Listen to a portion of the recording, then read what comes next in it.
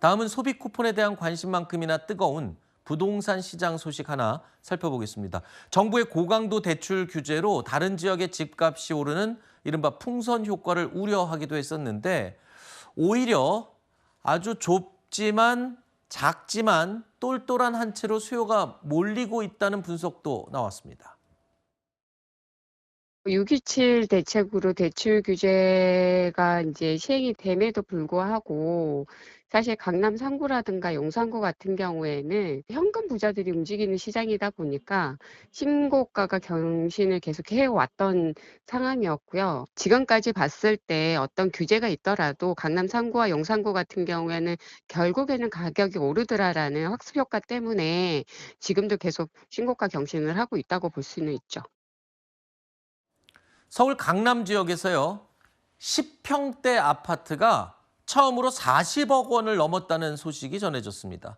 전국에서 소형 아파트의 매매 가격이 40억 원을 넘은 것 사상 처음이라면서요. 아니 10평대 아파트가 어떻게 40억 원을 넘습니까? 예, 뭐 이례적인 현상이다라고 좀 말씀드릴 수 있겠습니다. 이게 이제 재건축된 아파트이긴 한데요. 우리가 59.96 그러니까 전용 면적이 60제곱미터 이하면 대략 과거 평수로 보면 한 18평 정도 네. 되는 그런 건데 이게 이제 40억이 넘었다라고 좀 말씀드릴 수 있겠죠.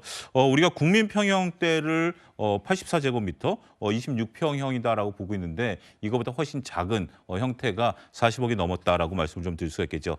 말씀하신 것처럼 이 현상에 대한 분석은 좀 여러 가지가 있습니다. 결국은 우리가 그 강남 집값은 올라간다라는 그 불패 신화가 다시 늘어난 이제 재현된 거 아닌가라는 부분들도 있고요. 또 이제 실수요자분들이 이것을 이제 현금 부자들 입장에서는 네. 좀 사서 이거보다 더 비싼 건 못 사니까 네. 이 정도로 이제 산다라는 또 의견도 있다라고 말씀드릴 수 있겠습니다.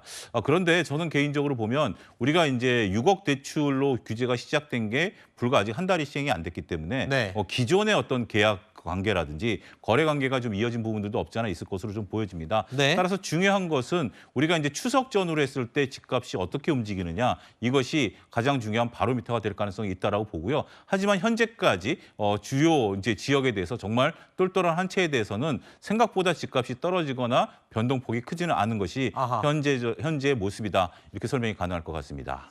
알겠습니다. 야, 10평대 아파트가 40억 원이 넘는다.